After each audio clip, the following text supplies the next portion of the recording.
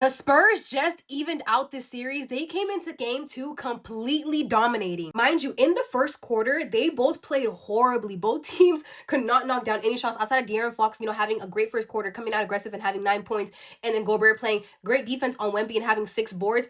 Outside of those two, both teams were playing horribly. They were shooting horribly. They were both 1 for 7 from the three, having turnovers. Timberwolves had 6 turnovers. Spurs had 4 turnovers. Nothing was falling down for them.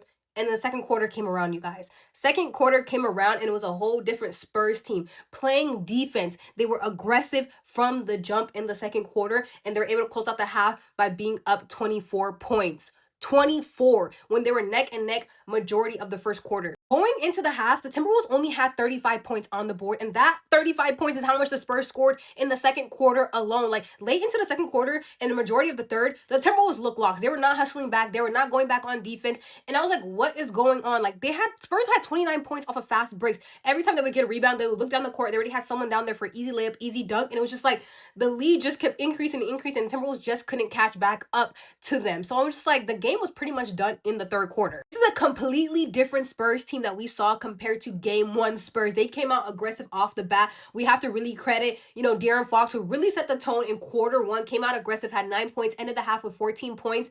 And I think he went scoreless the first half of game one. Someone correct me if I'm wrong, but he really set the tone for this team. They were aggressive. They were aggressive in the paint, and they were attacking the basket. Even though they missed a lot of shots in the paint, they had a lot of points in the paint as well. So we really have to credit these young guards who are really attacking the basket this time around compared to game one. Castle did a wonderful job. De'Aaron Fox did a wonderful job. Champagnie dropped 12 points within 5 minutes in the third quarter. Wemby having 15 blocks. This whole team really came collectively and, switched it up compared to game one. Came out with defense, aggressiveness, and really attacked the basket this time around. Timberwolves really didn't have an answer for them. This Timberwolves team has such a poor night in shooting. 30% from the three, only made 9 out of 33s, 39% from the field. And you guys, no one on that roster scored over 12 points tonight. And no one on that roster got into the double digits until the third quarter with Julius Randle. We have to give a lot of that credit to the Spurs team, which forced 22 turnovers, you guys. The Timberwolves had 22 turnovers this game, which is actually insane. They were held under 100 points. And then, there were so many moments where they weren't running their offense effectively. They made 1 or 2 passes, and they would just chuck up a shot. They got open looks, right? Shots were just not falling, but eventually, you have to really give credit to this Spurs team for coming out aggressive, coming out, double teaming Anthony Edwards. Timberwolves had no answer for that. And on top of that, Timberwolves played horrible defense.